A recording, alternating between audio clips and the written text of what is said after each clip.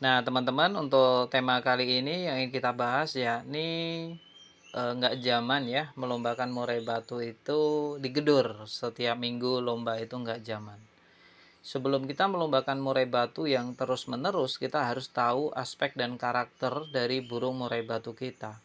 Burung murai batu sebagaimana mestinya dia seharusnya membutuhkan waktu lebih untuk istirahat.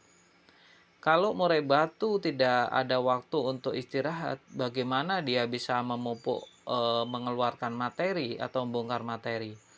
Bagaimana juga dia bisa menekan lawan dalam artian mengintimidasi ya, menebalkan wilayah teritorialnya. Dari segi mental juga, bagaimana mentalnya bisa dipupuk kalau dia terus-terusan digedur? Terus dari segi tenaga, murai batu yang cenderung digeber selalu, maka dia akan memporsir dirinya. Seperti halnya punya tabungan banyak tapi dia kuras ya untuk pemborosan di waktu yang singkat tadi. Jadi sangat disayangkan. Ya. Karena kita bisa memilih opsi istirahatkan burungnya agar lebih berkondisi ulang, terus bisa pemasterannya bisa lebih maksimal. Untuk pemasteran maksimal sebaiknya dilakukan di 1 bulan penuh dengan diberikan hanya 2 masteran ya burung kecil-kecil. Terus dari segi mental, mental itu akan terpupuk dan kuat ketika dia mendapatkan suplai tenaga yang cukup. Jadi murai batu yang mentalnya bagus pasti dia ditompang oleh tenaga yang bagus. Karena murai batu yang mentalnya bagus tidak didukung oleh tenaga yang oke, maka juga cenderung tidak akan menjadi murai yang bagus. Nah, perlu dicatat juga ya teman-teman, yang kita adu itu bukan hanya sekedar hobi ngopi, ketemu teman-teman, silaturahmi, itu tidak sekedar itu. Ada waktu yang harus kita pertaruhkan ketika kita melombakan burung murai batu yang hanya sekedar melombakan. Murai batu itu kalau kita siap paham karakternya, maka kita tidak akan pernah melombakan murai batu yang belum siap. Apapun alasannya ya, apapun alasannya, kalau kita sudah memahami karakter dari burung murai batu kita tahu murai batunya belum kondisi, maka kita tidak akan melombakan. Karena kalau kita melombakan murai batu yang belum kondisi, itu bisa berdampak domino di kemudian hari nanti. Belum waktu yang kita berikan ya, rawatan-rawatan yang sudah kita berikan juga ikut kebuang sia-sia dan percuma. Ini belum dari segi waktu yang spesial yang harus kita korbankan, belum perawatan atau tenaga yang kita keluarkan untuk merawat burung murai batu kita, ditambah lagi mungkin dari segi finansial ya. Karena untuk merawat murai batu lomba itu jujur tidaklah mudah, tapi juga cukup menyenangkan untuk mereka yang memahami karakter murai batunya, apalagi mampu mencetak murai batu benar-benar dari nol, dari mungkin ngelolos sendiri, dari telur, dari hasil breedingan sendiri, terus diloloh tangan. Ini akan jauh lebih memuaskan dan biasanya karakternya justru malah kepegang karena dia tahu bahwa yang membesarkan itu ya sang majikan tadi. Lain cerita ketika kita ketemunya di dia sudah moncer, maka kita juga pasti akan belajar lagi, belajar bagaimana mengenal karakter dari burung murai batu kita. Sehebat apapun suhu atau senior, ketika menemukan murai batu yang baru, tentu dia juga akan beradaptasi kembali.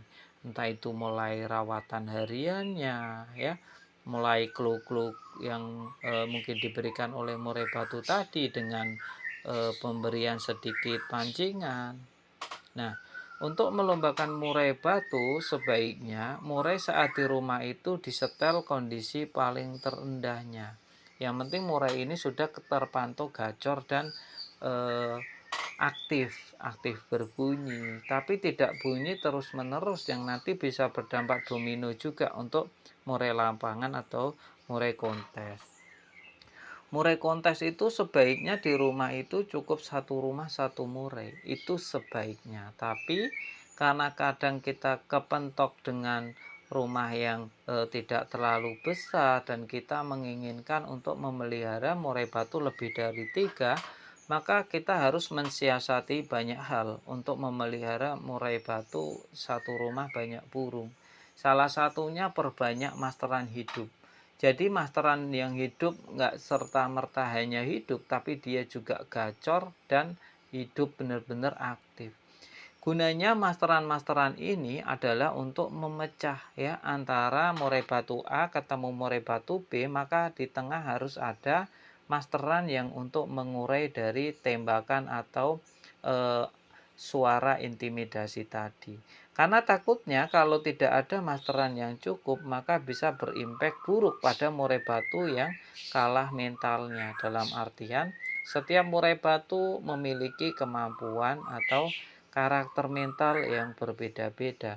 Mungkin kadarnya sampai 10, yang satu cuma 8, maka yang 10 akan mengalahkan yang 8 tentunya. Kurang lebih untuk estimasinya, gambarannya seperti itu.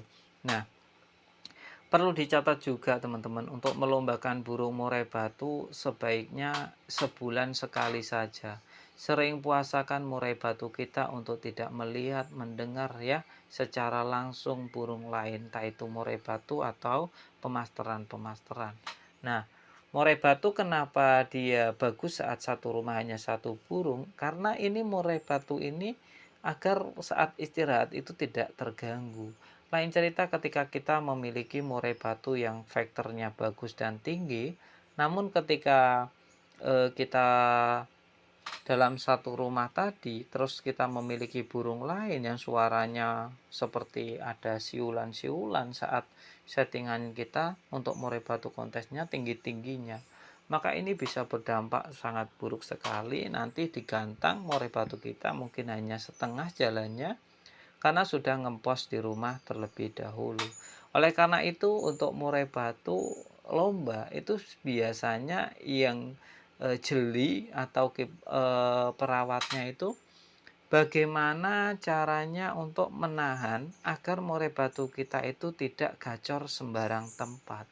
Jadi kita perlu melihat dan melatih juga bagaimana dia mengeluarkan materinya ya saat nanti di lomba atau digantangkan. Oleh karena itu, jangan ngetrek burung murai batu lomba, jangan memancing-mancing murai batu lomba saat ada di rumah ya.